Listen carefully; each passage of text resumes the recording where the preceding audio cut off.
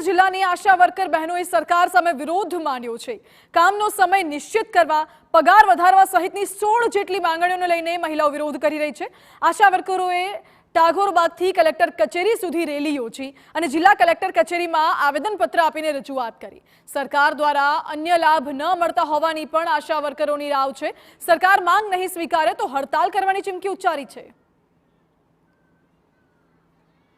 અમે અહીંયા કેટલાય વર્ષોથી નોકરીમાં ફરજ બજાવીએ છીએ, પણ અમારે લોકોને કોઈ ફિક્સ પગાર નથી અને મહેનતાણું જેટલું કામ કરે એટલું મહેનતાણું મળે। અમારો કોઈ ટાઈમ નથી ફિક્સ કરેલો, એટલે અમારે સરકારને એવી જ માંગણી છે કે અમને કાયમી કરે અને અમારો ફિક્સ પગાર કરે। અમારી બીજી કોઈ જ માંગણી નથી। સરકાર સામે અમારો કોઈ જ વિરોધ નથી, ખાલી સરકારશ્રી પાસે અમે આશા રાખીશું કે અમને સાંભળે।